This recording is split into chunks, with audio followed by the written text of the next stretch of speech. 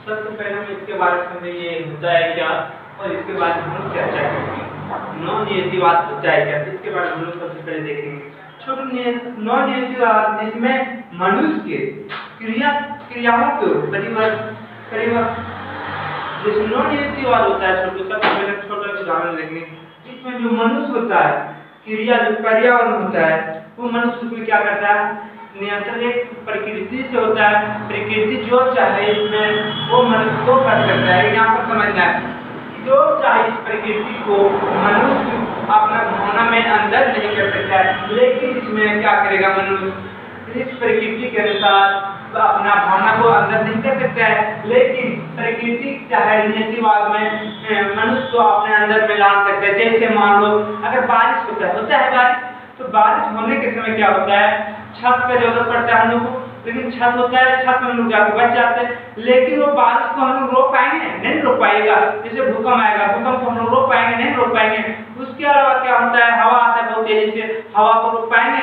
मान लो कि जो प्रकृति का देन होता है वो मनुष्य को चाहे जो कर सकता है, चाहे यहाँ बैठा देगा मनुष्य को, यहाँ आपको बैठना पड़ेगा। जैसे बोलिएगा तो यहाँ कैसे बैठा देगा, सबसे पहली बात ये समझिए, यहाँ बैठाने का उसका एक चीज दे सकता है क्या, तो मनुष्य को एक हवा की आवश्यकता पड़ता है, ऑक्सीजन की आवश्यकता पड़ता है। तो ऑक्सीजन बंद हो जाएगा तो हम लोग तो सोलर रह जाएंगे ना। तो ये नियतिवाद में क्या होता है दोस्त, इसमें सबसे पहले ये होता है कि मनुष्य को प्रकृति चाहे जो भी कर सकता है, वो प्रकृति मनुष्य को पूरा तरह से उसको क्या इस्तेमाल कर सकता है मनुष्य को, और प्रकृति को मनुष्य इसमें नियतिवाद में इस्तेमाल नहीं कर सकता है। अब हम लोग देखते हैं संभावनावाद।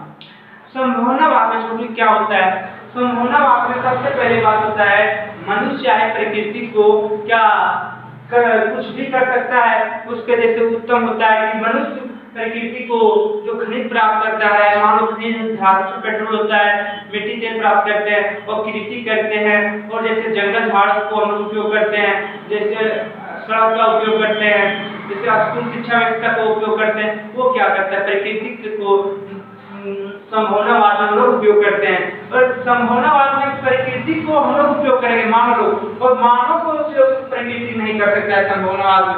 इसमें देखा जाए तो हम लोग एक छोटा वर्ड बोलेंगे, प्रकृति को क्या कर सकते हैं हम लोग उपयोग कर सकते हैं संभावनावाद में। और हम लोग नॉन नियतिवाद को देखते हैं। सबसे पहले नॉन नियतिवाद क्या होता है, नॉन नियतिवाद होता है, इसमें क्या होता है कि भूगोल के साइंस के विज्ञानों के द्वारा, भूगोल के साइंस विज्ञानों के द्वारा यह नियतिवाद में जो अक्सर एक दिया गया है कि लेकिन मनुष्य इस भरपूर अवसर का एक ही सीमा पर उपयोग कर सकता है। मान लो कि हर एक लक्षण में नॉन नियतिवाद होता है, इसका एक अधिकार पाया जाता है। देखो सबसे पहली बात होता है कि कोई भी गड्ढा को फोड़ेंगे तो उसका भी लिमिट होता है, लिमिट से पार नहीं कर सकते हैं। उससे इससे हमको ये पता चलता है कि नियतिवाद नॉन नियतिवाद में मनुष्य लोग क्या कर सकता है, इसका उपयोग करेगा, लेकिन इसका एक सीमा के अनुसार करता है। सीमा के अनुसार हम लोग उसको उपयोग नहीं कर सकते हैं।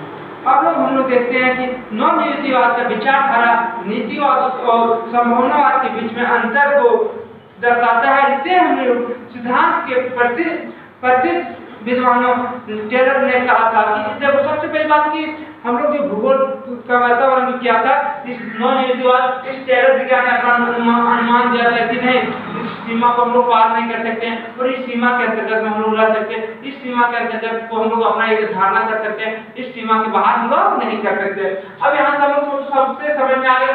अगर कोई पूछे आप लोग से कि बताइए आप नियतिवाद से क्या समझते हैं, तो उसको डायरेक्ट ये बताना है कि नियतिवाद जिसमें मनुष्य के क्रियाओं को पर्यावरण के द्वारा नीति किया जाता है, नीति किया जाता है, उसे हम नियतिवाद करते हैं। समझ आ गया? जैसे समझाना कि मनुष्य अपना पर्यावरण को प्रकृति के द्वारा, प्रकृति का अपना मनुष्य को नियंत्रण करता है, उसी को हम नियतिवाद करते हैं। समझ में आ गया? आप लोग को पूछेगा संभावनावाद क्या होता है। संभावनावाद के अनुसार हम देखते हैं कि मनुष्य अपनी प्रकृति के नियंत्रण में रहता है। मनुष्य क्या करता है, सबसे पहली बात संभावनावाद प्रकृति को अपना अंदर में, मानो कि एग्जाम्पल क्या कहता है, अपना अंदर में रखता है अपना अंदर में, उसको बाहर में नियंत्रण नहीं करना चाहता है, प्रकृति को अपना कब्जा में रखता है। प्रकृति को मनुष्य चाहे उस पर खनिज प्राप्त करे, कृषि प्राप्त करे, सड़क बनावे, स्कूल बनावे आदि, ये सब क्या करता है, संभावनावाद मनुष्य अपना अंदर में रखता है संभावनावाद को। और हम लोग कहते हैं नॉन नियतिवाद।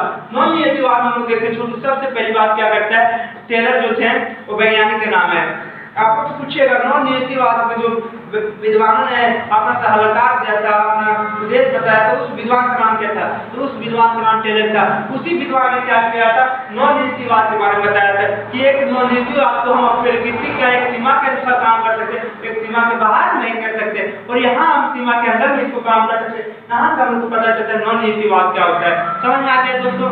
और आपको और इससे अच्छा बेटर समझाने के लिए मेरे लिंक को सब्सक्राइब करें और ज़्यादा से ज़्यादा शेयर करें।